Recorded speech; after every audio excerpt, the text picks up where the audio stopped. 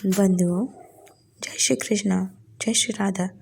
किसी भी काम की शुरुआत में यह नहीं सोचना चाहिए कि सफलता मिलेगी या नहीं, लक्ष्य पूरा होगा या नहीं, क्योंकि कर्मों की सफलता या असफलता इंसान के हाथ में नहीं है। महाभारत में श्री कृष्ण ने अर्जुन को यही उपदेश दिया था कि तुम सिर्फ कर्म करो, फल की इच्छा मत करो। जो लोग धर्म के अनुसार कर्म करते हैं उन्हें सफलता जरूर मिलती है। ये बात महाभारत के एक प्रसंग से समझ सकते हैं। श्री कृष्ण ने अर्जुन को समझाया, तुम सिर्फ बेहतर कोशिश करो। दुर्योधन सभी पांडवों को मार देना चाहता था, इसलिए उसने लाक्षागृह में पांडवों को मारने की योजना बनाई। लाक्षागृह के षड्यंत्रों से किसी तरह सभी पांडव बच गए और वेश बदलकर वन में रहने लगे। उस समय राजा द्रुपद ने राजकुमारी द्रौपदी का स्वयंवर आयोजित किया था। इस आयोजन में पांडव में भी ब्राह्मणों के वेश में पहुंच गए। स्वयंवर में श्री कृष्ण भी मौजूद थे और वे ब्राह्मण रूप में सभी पांडवों को पहचान गए। स्वयंवर में शर्त रखी गई थी कि योद्धा को भूमि पर रखे पानी में देखकर छत पर घूम रही मछली की आंख पर निशाना लगाना है। जो योद्धा इस शर्त को पूरी कर देता, उससे द्रौपदी का विवाह होना था। जब अर्जुन इस प्रतियोगिता में शामिल होने पहुंचे तो श्री कृष्ण ने उन्हें समझाया कि मछली की आंख में निशाना कैसे लगाना है। श्री कृष्ण ने अर्जुन को पूरी विधि समझा दी। श्री कृष्ण की बातें सुनकर अर्जुन ने कहा कि अगर सब कुछ मुझे ही करना है तो आपकी क्या ज़रूरत है। श्री कृष्ण बोले कि तुम सिर्फ वह करो जो तुम्हारे वश में है और मैं वह करूँगा जो तुम्हारे वश में नहीं है, यानी कि हिलते हुए पानी को स्थिर करूँगा ताकि तुम्हें निशाना लगाने में परेशानी ना हो। तुम सिर्फ बेहतर से बेहतर करने की कोशिश करो। श्री कृष्ण की बात मानकर अर्जुन ने बेहतर कोशिश की और उसने मछली की आंख में निशाना लगा दिया।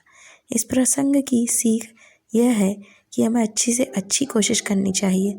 कर्म करते समय फल की इच्छा नहीं करनी चाहिए। अगर फल हमारे पक्ष में नहीं आता है तो निराशा का सामना करना पड़ता है। अपना काम पूरी ईमानदारी से करेंगे तो सफलता ज़रूर मिलती है। बंधुओं, जो लोग भय, क्रोध जैसी बुराइयों से दूर रहते हैं उन्हें मिलती है भगवान की कृपा। तो आइए जान लेते हैं।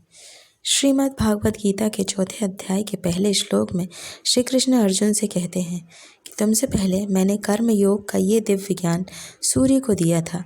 सूर्य ने अपने पुत्र वैवस्वत मनु से कहा और मनु ने अपने पुत्र राजा इक्ष्वाकु को बताया था। इस तरह यह ज्ञान ऋषियों तक पहुंचा, लेकिन बहुत समय बीत जाने की वजह से मनुष्य लोक में यह ज्ञान लुप्त हो गया। तू मेरा भक्त है और सखा है, इसलिए मैं यह ज्ञान तुझे फिर से दे रहा हूँ।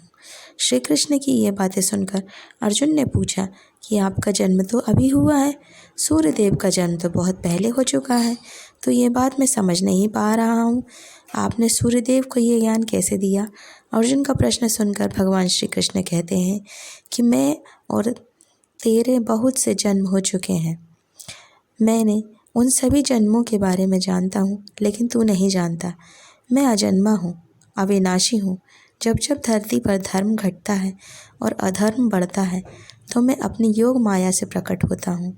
मैं मेरे भक्तों की, संतों की रक्षा के लिए और पापियों का अंत करने के लिए अवतार लेता हूँ। जो भक्त मेरे रहस्यों को समझ लेता है उसे मेरी कृपा मिल जाती है और फिर उसकी आत्मा फिर से जन्म नहीं लेती है।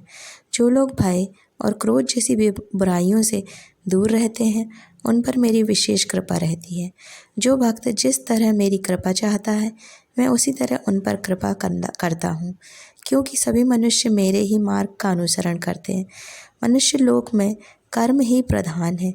जो लोग कर्म करते रहते हैं, अपने कर्तव्य से पीछे नहीं हटते हैं, उन्हें ही सिद्धि यानी सफलता मिलती है।